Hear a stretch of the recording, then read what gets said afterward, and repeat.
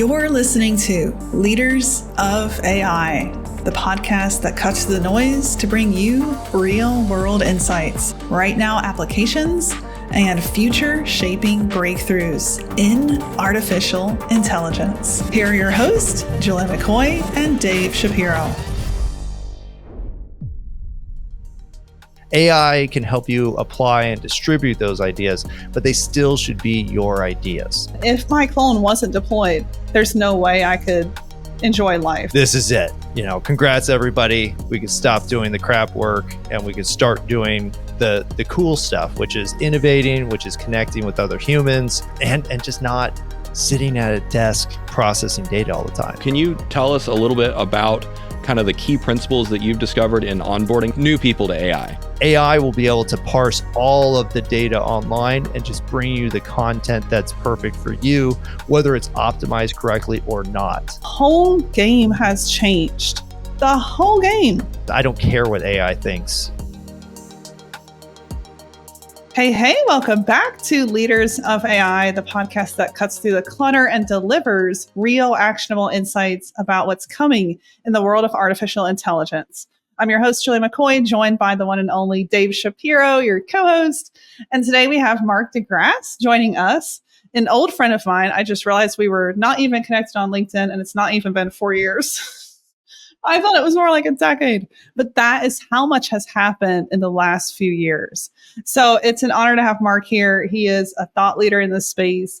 He's the founder at AI Branding Academy. You can see it clearly behind him. I love good branding, great branding. Got it. You walk the talk, Mark. You were the former president at DigitalMarketer, which is how we met. I was at SME there. You're a modern marketing expert, a keynote speaker, a content strategist, an AI advocate, and a marketing educator.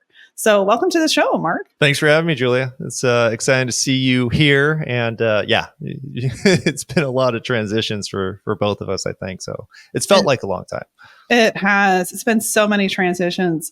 Well, would you talk to us a little bit about your journey in AI? Like what you come from this world where you were a web designer, you built and sold websites, and you went through this whole journey of being a amazing content strategist, knowing SEO. What was your transition to AI? You know what? It's kind of the dream I've always had, like since childhood, was AI. Because for the longest time, I've recognized that we do a lot of stuff that I would call robot work.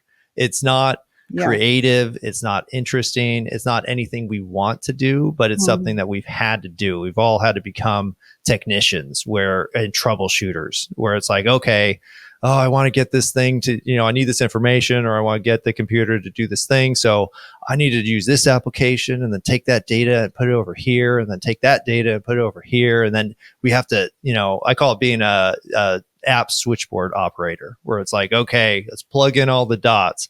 And it's a pain in the butt, and it doesn't add value, and it's just a lot of work. And so when AI, I think it was like 3 years ago, started showing promise, where I think I used the Lensa app. It was like one of the first kind of like, picture ones.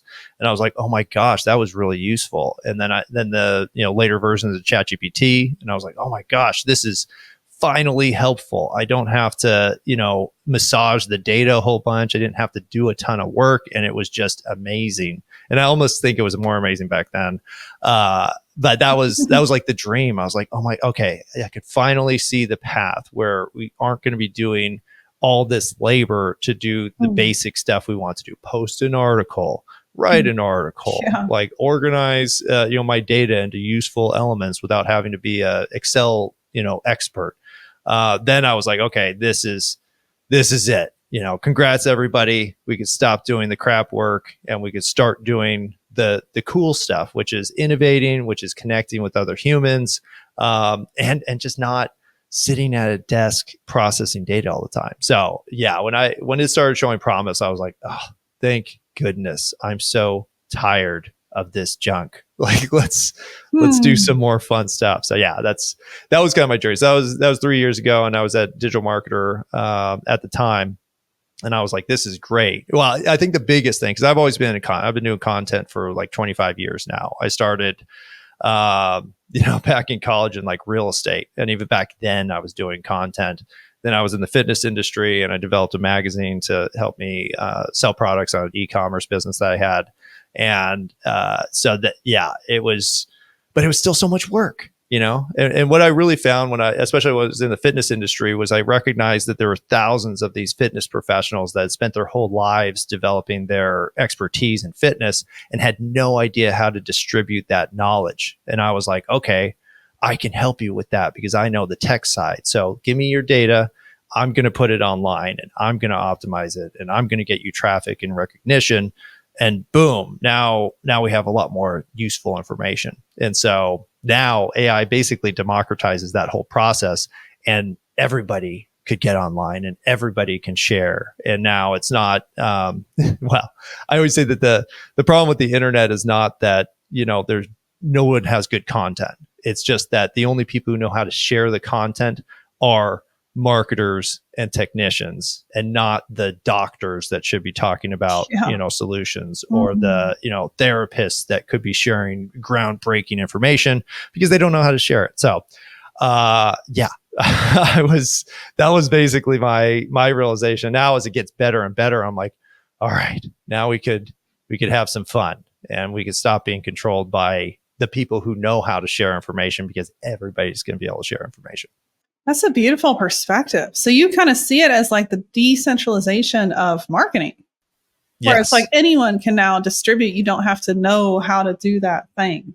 You can actually, and I love that message. My whole ethos, and Dave has amazing, he's inspired a lot of what I'm doing. The whole ethos, this book I just launched, liberation, is the key word, right? Not dependence on the machines, not destruction, but liberation. Like, we're actually free to do our best work. We're actually free to think.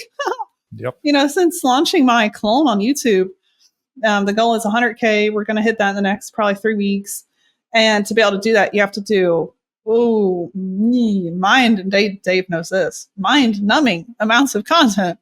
And if my clone wasn't deployed, there's no way I could enjoy life. Like, I would just be stuck in that zone of just having to create, or get a team, costly. Is this even going to pay off? When is it? No. Instead, it's just a clone that I'm deploying, and then I'm using text prompt to actually generate the whole video, and I'm doing it in minutes, at night when I'm inspired. I don't need hair, makeup, filming. Like, the whole game has changed. The whole game. When you can interact with these machines through natural language and get results that look, sound, act, talk just like you, but actually my clone pronounces things better, doesn't have the respiratory infection voice that I often deal with, and the results are better too.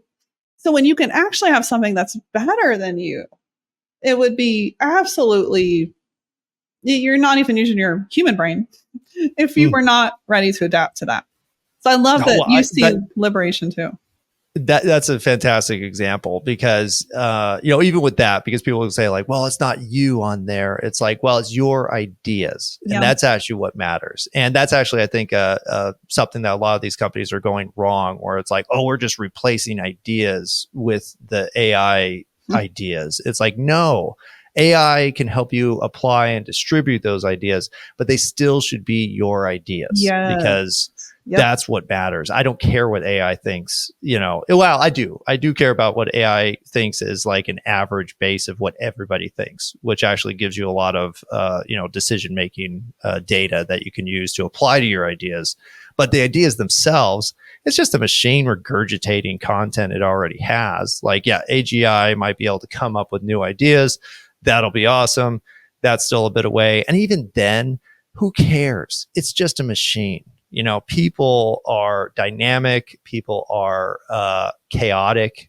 People evolve constantly. So even if you could, say, encapsulate my entire personality into an AI and create an AGI that is technically me, I'm not going to be the same tomorrow, because this afternoon or right now, I'm on a podcast having a discussion that may change my mind about a bunch of things I think about. And then all of a sudden, I'm a different person. So I'm completely different than this snapshot of me at that point. So it's, it's the dream.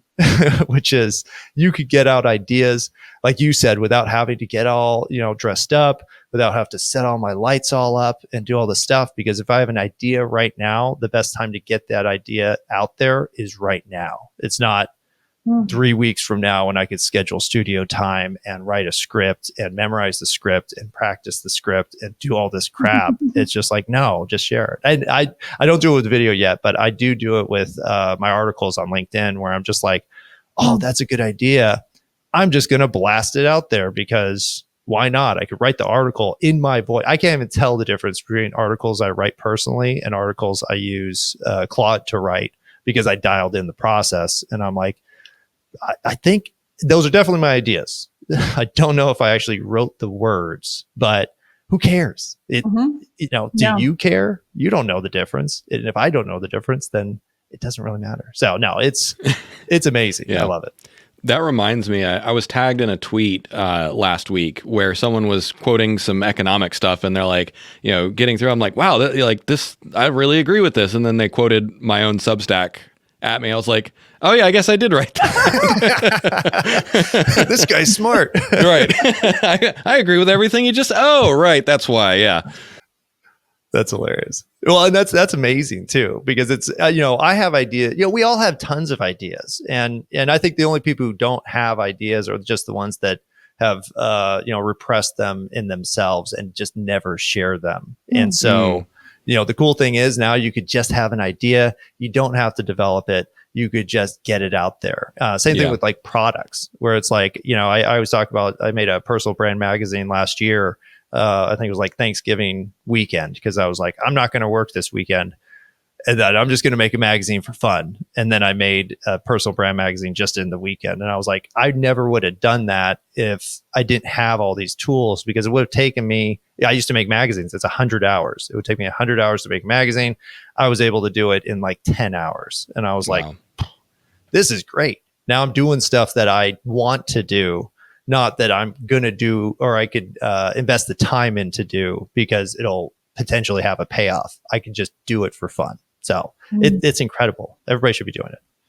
Yeah. I've got a question real quick about, so obviously, if you can produce something of, equal or better quality faster, and I agree, particularly with getting ideas out there, whether it's Substack, Twitter, YouTube, whatever, because the way that I kind of think of it is you inject it into the noosphere, right? Like the big brain, the superorganism of humans, and you see what sticks, right? And because good ideas will kind of resonate with people, or maybe you didn't word it right, and then you reposition the same idea or repackage it, and then it blows up.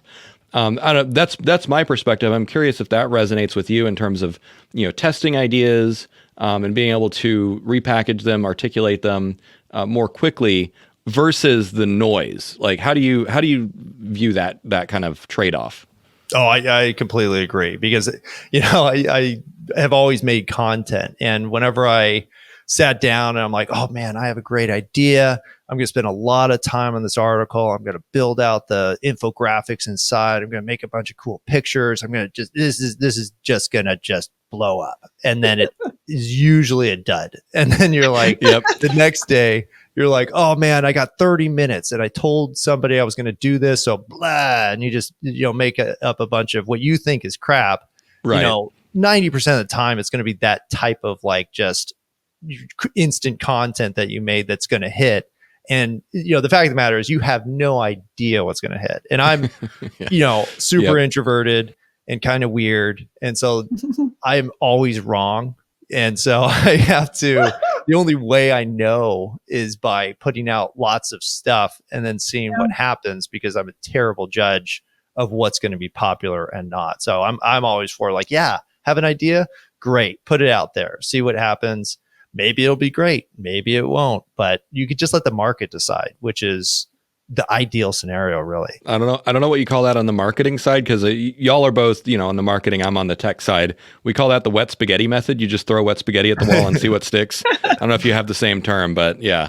That would be pretty accurate, I think. Yeah. Or mud at the wall. That's what we usually say. Yeah, it's like, just just get it out there, you know? And well, the only reason we had to kind of adapt into this kind of like refined process was because it was just too expensive. You know, if you were going to spend that much time, that much effort, that much money putting something together, like it better have some potential payoff. But what that leads to is Hollywood, where it's kind of like production got so expensive in Hollywood that the only way you could make a movie and get the investors you need to do it was by guaranteeing a hit. And so they said, okay, well, we know this series worked in the 90s, so let's just bring it back because we'll have the nostalgia factor, plus it has an identifiable brand, plus blah, blah, blah, blah, blah, and it's going to cost $200 million to produce. And so we have to go with these old ideas versus, oh man, we just found this revolutionary YouTuber who's coming out with 2-minute shorts that just blow everything away. It's just incredible. Like he has potential to create something amazing and he has a script. Let's try it out. And it's like, no, you're not going to do that. That's way too expensive. But that's why they shut down everything at this point. And now, since they own the likeness of all the people that they've done, and they probably own the rights to a bunch of previous brands, combine that with really advanced AI, and all of a sudden you could create universes of content off of any brand. And maybe, you know, and this is in the future, imagine all those old assets are now adaptable to the user, where you say like, oh, I love Harry Potter, but what if Voldemort showed up in the first book and he just like beat the crap out of Harry and Harry's gone? And you're like, oh crap, what happens next? And then with really advanced AI, it could literally create the universe of Harry Potter without Harry Potter. And you're like, oh, now I got some new content. So that's really what I see coming eventually. Yeah, we could redo season 8 of Game of Thrones and yeah, imagine there we go. The author wasn't a jerk. Right. We could regenerate or generate the rest of the seasons of Firefly because we only got one season before they canceled. Yeah. Well, it's like, so I saw a video talking about OA. Did you ever see the OA? Mm-hmm. Yep. And everybody was so disappointed because I guess they had 5 seasons planned and they got canceled after 2. And so they said the next few seasons were supposed to be ridiculous. And I was like, oh, that would have been nice, you know, and maybe it's the Netflix curse. So, all right. So that leads to another question. So as you were talking, I was thinking about the way that different, industries produce content. And this still goes back to entertainment, but particularly stuff in Japan that is based on anime and manga. They have this really rapid iteration cycle where you've got a bunch of studios and they're all kind of copying each other, you know, and it riffing off of each other and going through these rapid iterations. But the Western style, like you said, it's kind of more like waterfall, right? Where you put in a lot of money, you expect a return. And if something doesn't give the return, you either abandon it or you stick with something safe. But from a business perspective, I want to know, like, well, let me see if I can ask this question. By using these technologies to enable that rapid iteration, you talked about like going from 100 hours to 10 hours and kind of, just throwing stuff out there, see what sticks. Like, can you walk us through a little bit about like the process? Like, what do you pay attention to? What tools do you use? Like high level, low level, wherever you want to go with it. But I'm just curious about that feedback loop that you use. You know, in terms of content, usually I tell people like your content strategy should actually live independent of either your performance marketing strategy or even your branding. Like it should be based on what does my customer need? And then you guess and you try. And so with AI, you could literally just do that. So instead of me having to say like, okay, I'm going to do 3 content series and I don't know which one's going to work. We've done some content in the past that has kind of worked. So I'm just going to pull my top performing content from the last 12 months. And then I'm going to create 3 different series that have 10 pieces per series. And we'll see which one works. I call this the Netflix method because a lot of times you'll see them do these kind of short seasons of something. I think there was one with Jeff Goldblum. I forget the name of it, but it's like Chaos. That was a good Chaos. One. That's it. Okay. So Chaos, that's a good example because I think it's like 8 episodes and you could tell that they don't know whether it's going to continue or not. And so they only invested so much because we'll see how it performs. And so that's usually how I recommend to, companies or anybody who's making content. Don't just commit to a single episode. because that's going after virality, which is completely random. So what you should do instead is give people something, even on a short-term basis, to subscribe to, because people don't subscribe to something after they see one video. I actually had one client that had a YouTube channel. One of his videos got 1.2 million views, and he had 68 subscribers. And you're like, why doesn't he have at least thousands of subscribers? And it's because it was just one piece of content. Nobody's going to subscribe to one piece of content. So what you should do is make a series, make, a specific topic or theme, make a few of those. And then if somebody finds one they like, now you have multiple, similar pieces in place. Now they can bounce around that content. Hopefully they'll like all of it, and then they'll subscribe. And so, I think that I call it a content series, where it's, very, not the same content, but a similar concept that fits complementary to the other pieces of content.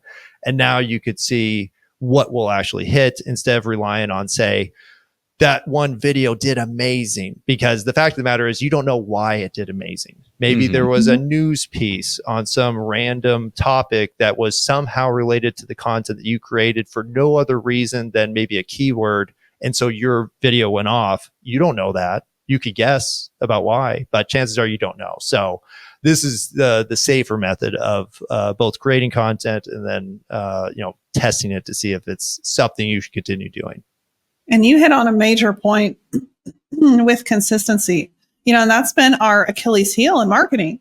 Well, to be consistent, I need a team of writers. I need a team of producers. I need a team of editors. Or, okay, I'm going to really dive hard on this consistent strategy. And then 2 weeks later, you're completely burned out. So you never want to do consistent content again.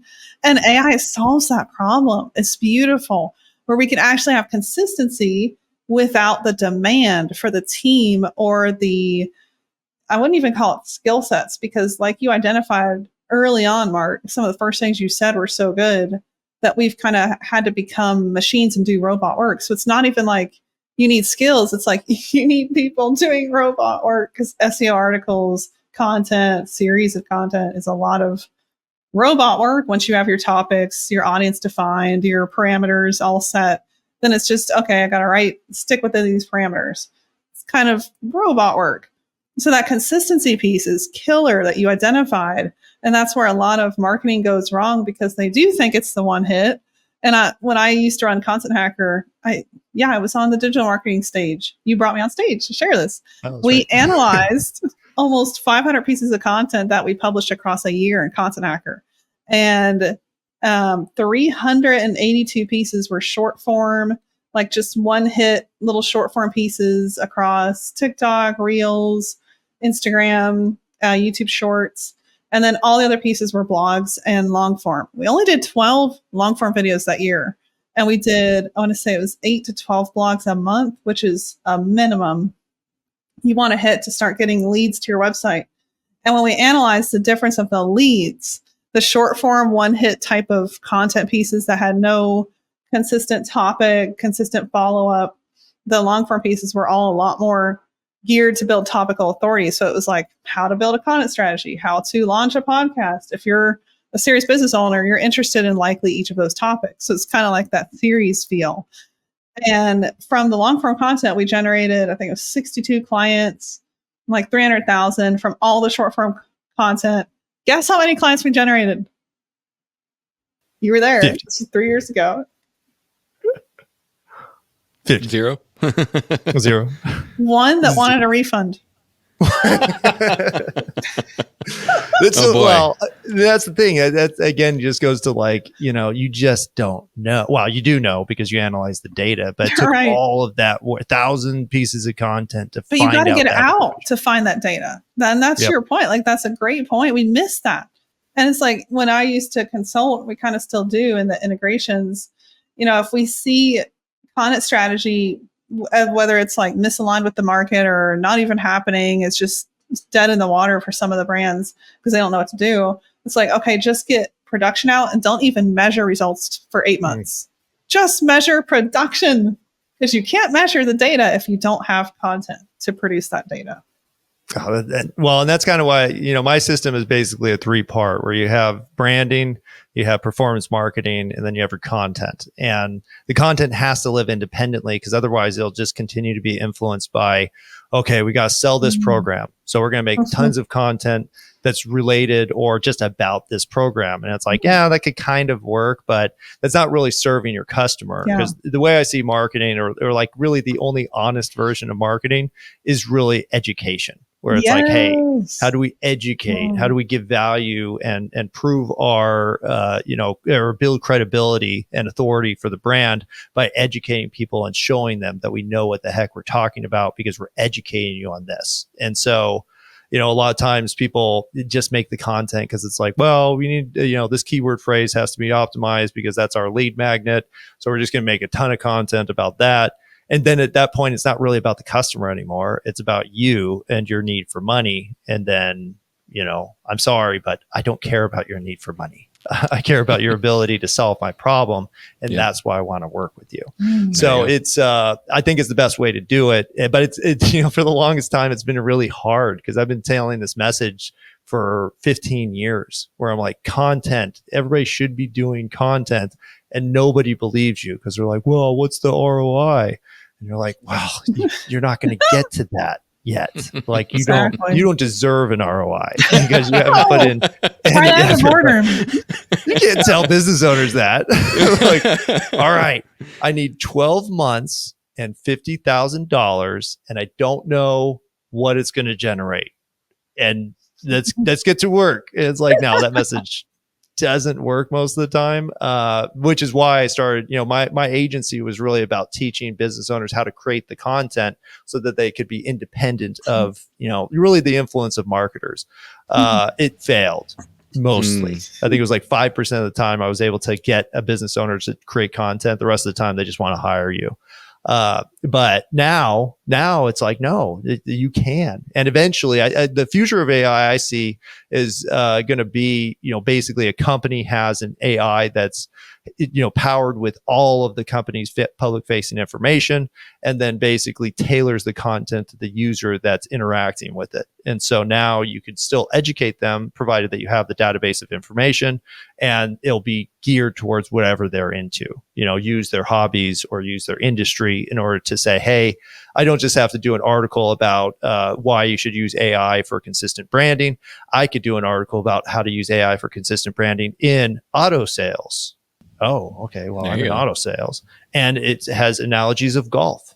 Oh, I have both of those things. This is amazing content. And now I remember it and now I believe it. And now I, want more of it. And so that's kind of where I see that the future going is going to have nothing to do with us creating content and more us creating concepts and formulas and then letting the AI do the work for you. It's crazy, Mark. You just described some of the work we're doing at First Movers.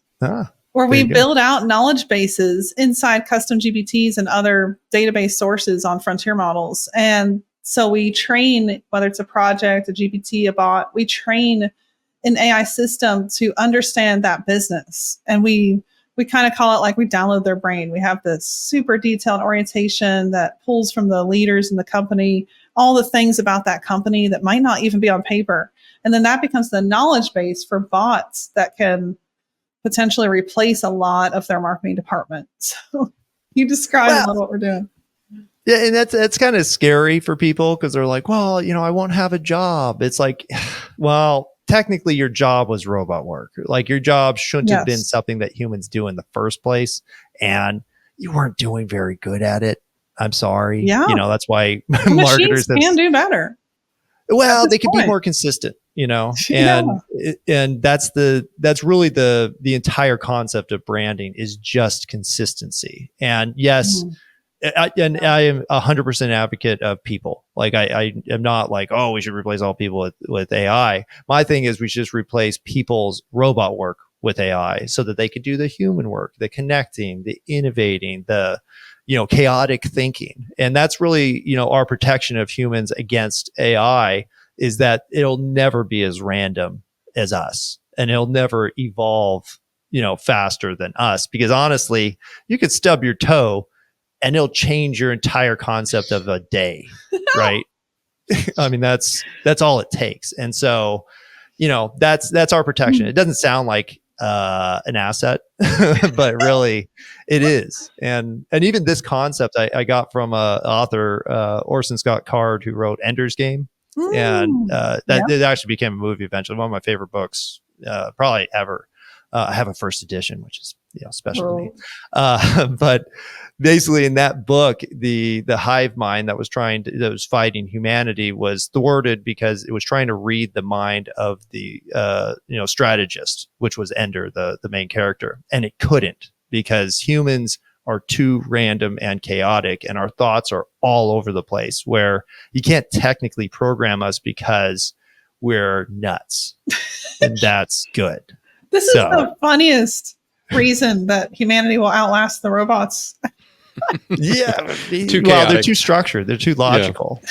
You could try to program it to be illogical and chaotic and random, but that still has to be part of a program. So what I want to add real quick is there's actually a little bit of theory behind that. And that is that reasoning is intrinsically slightly unpredictable, because when you're operating in a high dimensional space or a highly uncertain space, you're using a bunch of heuristics and proxies and intuitions and gut instincts. You actually can't calculate exactly the correct thing to do, which is one of the reasons that getting AI to reason was really hard in the first place. And so you're right. And particularly, just one person is random enough, but then you have a bunch of people interacting with each other. And that's the same reason that you can't predict what's going to go viral, right? Is you have no idea what state the human hive mind is in and what it's going to care about. And so you just have to keep guessing and checking and as you go. Mark, I wanted to ask or bring back something that we talked about just before we hit record, which is the onboarding process. Can you tell us a little bit about kind of the key principles that you've discovered in onboarding people, new people to AI? Oh, I love that topic because, actually, I'm doing a series right now because I was like, man, it's tough because when you're in AI, you start getting more and more advanced and you start to disconnect from the average person who, say, has never used AI. Like, I don't know the stats right now, but it's still only like 20% of people have used AI.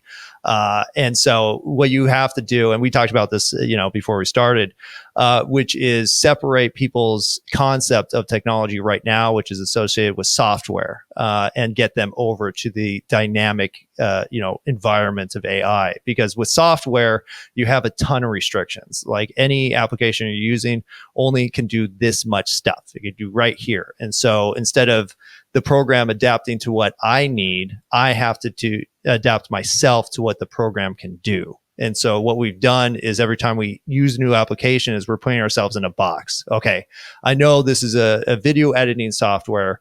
I know that I could compile clips and I could put things here and it could have these transitions and it could do these things. And so now, instead of me saying, here's my dream of the content I need, I have to restrict myself to say, here's what the machine can do. And so I can only do this much. Now, with AI, you have to throw that thinking out the window. There's no restrictions here. It'll adapt to you, the user. And so now I'm free. I could just think openly. I don't have to say, okay, let me walk through the wizard process of this question, this question, this question with these specific answers that I have to answer within that question. I could just say, I need this thing, do the thing. And then all of a sudden, AI could probably do the thing. And so when you're talking to people who haven't used it before, you have to break them out of that mindset of restriction. And you have to say, stop thinking in terms of what you could do with the machine. Instead of think, what can the machine do for me? And what do I need? And then I'll just tell it. And so when you're onboarding somebody, you have to break them out of that box. You have to say, no, stop thinking in terms of what the machine can do, and instead just think in terms of what you need. So it's a complete reversal of how we used tech in the past. And what I'm doing is basically making a series where it's like, okay, we're going to start with a prompt. Oh, okay, a prompt. How do I do a prompt? Okay. All right, well, you did a prompt. Oh, look at the neat stuff it made. Now let's try a prompt series. Like, what can you do? What can you tell the machine to do with the information that it generated? Okay, here's a prompt series. Okay, well, what if you just put that information, the prompt series, into an app and then box the app into the thing that you need? And so, okay, let's give it some rules, let's give it some definitions. And then now it's actually generated what you wanted in the first place consistently. And so it's difficult, and what most companies rely on is like the wow factor. Like, oh, hey, what can we do right now that's going to impress the crap out of you? Oh, look, I took a picture of you and now you're standing on the moon and you're wearing a spacesuit. And it's like, oh, that's really neat. How did it do that? But they'll still put that back into the box of like, okay, it could turn, a picture of me into me in different places. And so it's not easy. But I think the real goal that we have right now is to transition people from the limitations of software interaction to the freedom of AI, which is tough. That was really well put. I think that's something that is so glossed over, but it's entirely the reason you approach AI correctly or not. That is such a huge point, because if you think of it like, okay, I am going to go to ChatGPT or Claude or wherever with what I need versus, oh, here's what I think Claude could do. And what's funny is that reminds me of so many questions I get as like I go travel and speak and people learn, oh, they're sitting next to somebody that owns an AI company. Let me ask you some strange questions. I don't know if you get that. And it's always in that frame of software and the old way of thinking of technology, and not the natural language processing approach that we can now use with all these machines. So that is such a great point to remember. I mean, if those of you listening, if that's your main takeaway, that is a great takeaway. How to approach the machines in terms of what do I need versus what can I get out of it? And what do you need is the best frame. Yeah. Well, you can start thinking of like, what's the end result you want, which is, I mean, I find myself doing it a ton too, because I remember the application boom, right? Back in like 2008, everybody had an app idea. Every company had an app idea. Every person had an app idea. But then within 4 years, like reality set in. Like, okay, an app is going to cost $50,000 to $100,000. Plus, after you develop the app, you're going to have to optimize it for 10 different platforms. And those platforms might change every month. So now I got to support not just a concept of an app, but I have to support updating the app and guarding against security things and guarding against all these things. And so it wasn't just a like, oh, I have an idea, let me put it online and see what happens. It was okay, I got to build a company. I got to build a concept that can actually be profitable. I got to raise money. I got to put together like million steps and millions of dollars had to go into it. And that still might fail. I always talk about Instagram because the guys who made Instagram, that was their 50th app. And they were app developers. They went to school and were doing this. So it wasn't a cost to them other than their time.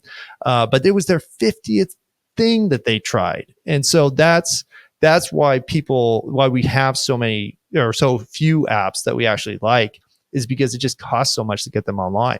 Now, what you have to do is break yourself out of that mindset of, resource limitation and say, no, come up with your idea and it could be crap, and that's another factor of branding that I was talking about, where we think that the highest quality and the best product or service makes it. That's the one that's going to be successful. And no, it's not. It's the best branded and marketing idea that's going to be successful. It has nothing to do with quality. I mean, how many times do people talk about how crappy Starbucks coffee is, how bad McDonald's hamburgers are? All these brands that are successful, like, oh, they're everywhere, and we just hate them. And we're like, why do we have such crap? Why is all of our stuff crap? And it's because branding and marketing can make up, it is actually more important than quality and service. And so that's why we're at where we're at. But I think AI is really the solution, where you could break out of this, restriction that we had, and hopefully, and this is again just another future prediction, AI will be able to parse all of the data online and just bring you the content that's perfect for you, whether it's optimized correctly or not. And so if, say, you're a lover of poetry and you're like, oh, find me the perfect poem for me in my life right now, and it finds Bob's blog from 1999 and he wrote this poem, and for whatever reason it's perfect for you personally right now, and here it is, and you're like, this is the most beautiful thing I've ever read in my life, and this is a guy that may have passed away 10 years ago, but his website's still online and it has the data, and here's your perfect poem. Like, imagine that. Imagine how much, I mean, it's going to be scarily addicting, I think. But that's a problem we'll come to. Right now, we're just scrolling through crap. So at least it's better than that. Well, not if you're on Dave and my Twitter. Then it's perfect content every time. Every time. Not random and chaotic at all. Anyway. Well, the thing is, that's another factor. And I don't know if this really relates to the question, but I was actually having this conversation this morning where I was talking about the reason why trending content is pivotal right now is because of the limitations of the platform's ability to parse data. Where it's like, really what you want is just interesting information for you. But what you get is, okay, well, we have to process the billion posts that we have. So what we're going to do is just give you the most trending posts because we can't know all the information that's ever been created.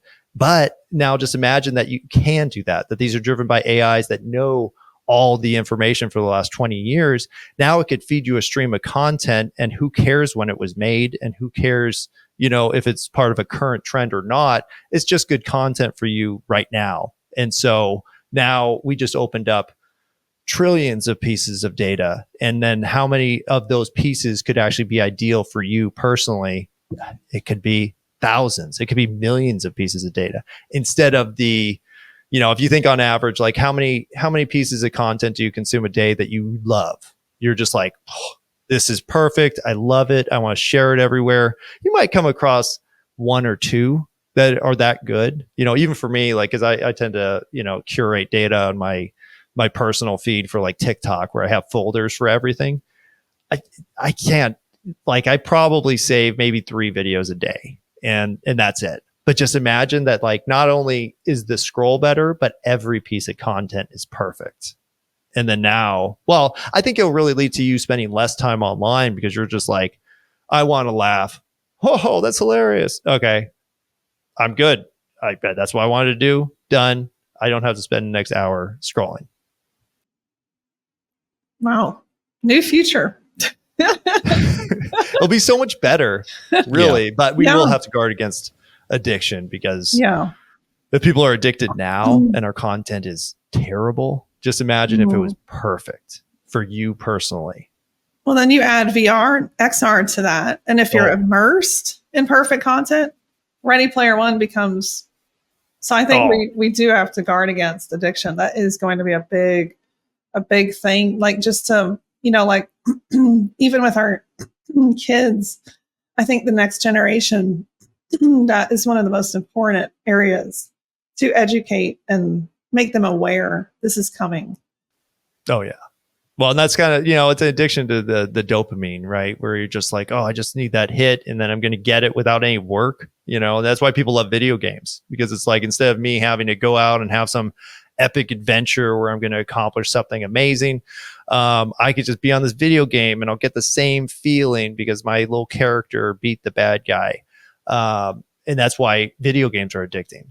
So I think it's going to be a little dangerous, but right now people are still addicted and the content's crap. So at least it'll be good content, and then you get the VR in there and you can still get some exercise if you're walking around. I don't know. I think it's going to be interesting. I think there'll probably be some laws around it as well end up happening, where it'll be like a flyer like, hey, you've been online in this game for 6 hours, and the, whatever new entity we're going to come up, AI organization or defense organization, says that you shouldn't be more than 6 hours. So we have to turn off your account. I don't know. Stuff like that might come up. Wow. The future. Yeah, I have many concepts. That's why I'm like, I don't know how deep you want to go, but no, this is a great conversation. I think we can wrap here, unless Dave, you have any final thoughts? No, I just wanted to say, thanks for coming on and sharing your expertise, particularly being at the front line, educating people. Like the point that you made about just changing the frame of how people think about AI, it's those little insights that really go a long ways for whether it's educators, content creators, businesses, everyone. So to just thank you for sharing that hard-earned insight of being on the front line. Yeah, I mean, really, I care about people, and it's at the end of the day, we all do a bunch of crap work. not that it's crappy work, but we do a lot of extra work that just doesn't contribute to our lives, doesn't contribute to our customers' lives, and doesn't enrich literally anything. It's just work that we're doing. And so I really picture a future where, employers are able to say, hey, employee, I need you to be a human, and only for 6 hours a day. And you can make a living off of doing that. And now we just recaptured our lives with our families and our hobbies and things we actually enjoy doing, instead of having to do this grind of like, oh, let me work harder because that's the only way I'm getting ahead. I'm hoping that people will find that their lives are better and they have more free time to actually discover themselves and build real skills instead of just being online all the time. Great stuff. Liberation. Through the machines. Freedom. On Amazon now.